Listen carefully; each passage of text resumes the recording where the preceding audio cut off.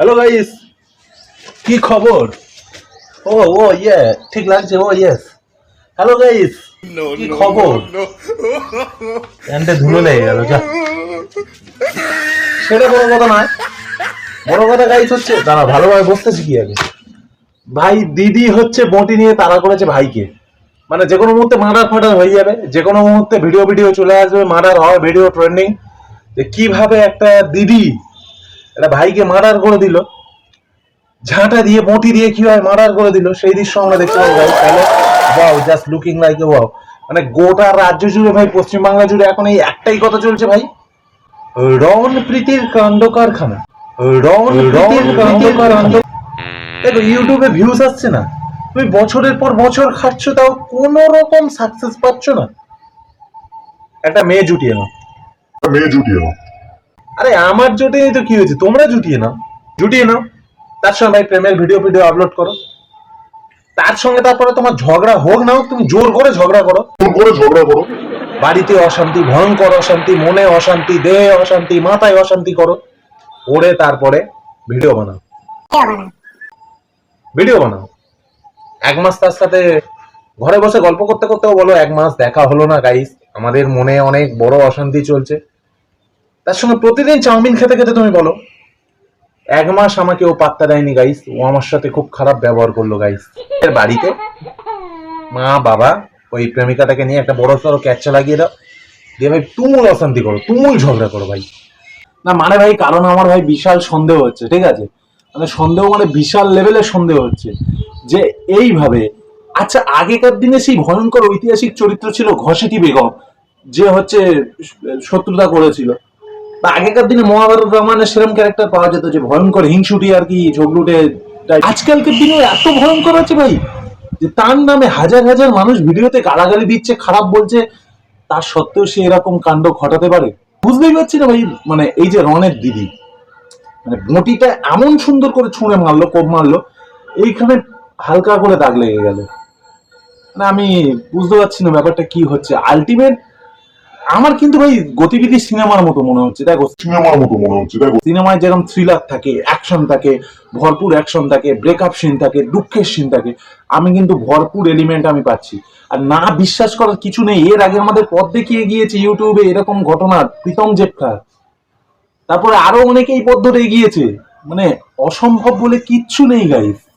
Guys যেটা বড় কথা সেটা হলো যে, কি একটা বলছিলাম, হ্যাঁ, আমার তো ভাই এখন ভাই বিশাল বড় সন্দেহ হচ্ছে যে ওই রনের দিদি, সেই ভয়ঙ্করী দিদিটা, সেই বটিময়ী দিদিটা, মানে মমতা ব্যানার্জির সাথে হাত পান নেই তো? কি কিংবা নরেন্দ্র মোদীর সাথে? নইলে ভাই কে এরম মুখ ফাটিয়ে গর্ব করে ভিডিওর সামনে বলতে পারে যে হ্যাঁ ঘুষ দিয়ে চাকরি পেয়েছে, তো কি হয়েছে, অনেকেই পায়। যেখানে লক্ষ লক্ষ বেকার পরীক্ষার্থী রাস্তায় নেমে আন্দোলনে মত্ত, সেখানে দিদি আমার তুলে ধরছে ভয়ঙ্কর সত্য। আমি বুঝতেই পারছি না কেমনে সম্ভব। মানে ভিডিওর সামনে যেখানে লাখ লাখ মানুষ দেখে, সেখানে এসে বলছে হ্যাঁ ঘুষ দিয়ে চাকরি পেয়েছে, তো কি হয়েছে, নাকি বাংলার পরবর্তী মুখ্যমন্ত্রী হতে চলেছে, তাহলে ভাই ভিডিও বানাবো না, প্লিজ আমায় ক্ষমা করে দেন। কোথায় ভাই বাড়ি থেকে তুলে ফুলে নিয়ে যাবে? কি ঘটছে এই কমাস ধরে?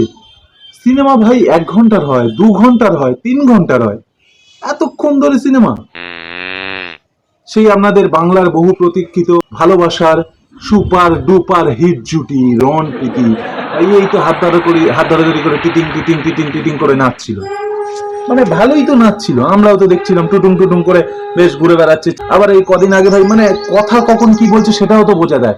কদিন আগে বললো আমি ব্যবসার জন্য, আমার কাজের জন্য আমি ফ্ল্যাট কিনেছি, ফ্ল্যাটটা দেখালো কি সুন্দর ভাই, ঝাঁ চকচকে ফ্ল্যাট। আবার আজকে দাঁড়িয়ে কেঁদে বলছে ভাই আমি 3 মাস ধরে ভাড়ায় আছি, আমি বাড়ি ঢুকতে পারিনি।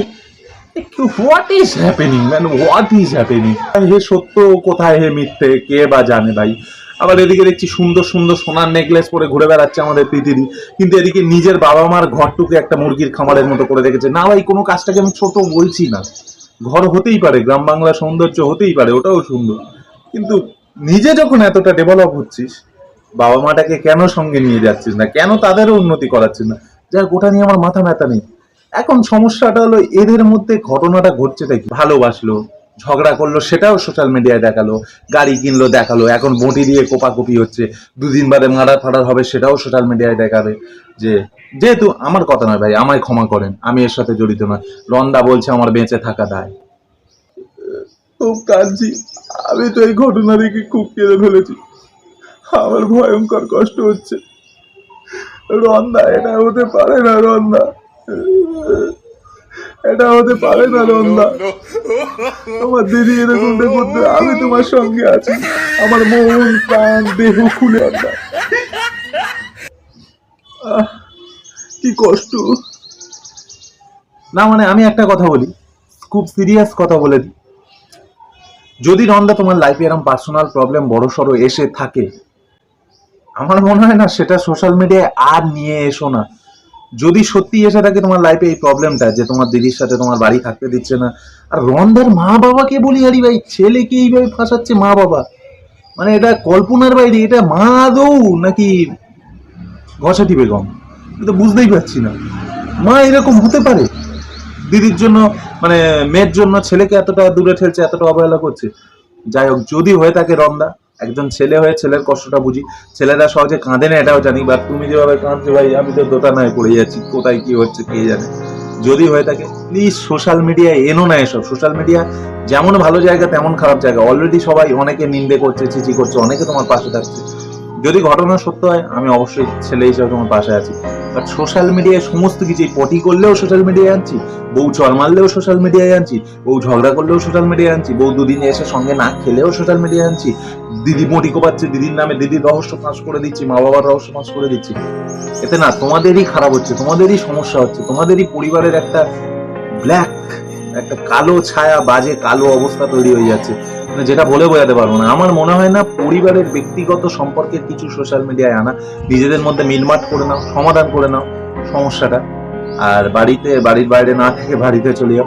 যদি মনে করো ফ্ল্যাটে ভালো আছি তো ভালো থাকো, প্লিজ সোশ্যাল মিডিয়া এগুলো আনা বন্ধ করো। হ্যাঁ, মিলিয়ন মিলিয়ন ভিউজ হবে, বাট এতে সমাজটা কোথাও গিয়ে যেন ছোট হচ্ছে, সমাজের কুকীর্তি ছড়িয়ে পড়ছে আরো। তো গাইস, তোমরাও কি কষ্ট পেয়েছো? রন প্রীতি আবার কবে এক হবে দেখার অপেক্ষায় করছো? আমি অপেক্ষায় আছি গাইস, আমিও খুব কষ্টে আছি। রন প্রীতি, তোমরা ছাড়া আমি তোমাদের ভিডিও না দেখে ঘুমাতে পারি না। প্লিজ প্লিজ ভিডিও দিন, আমি এখন আসি।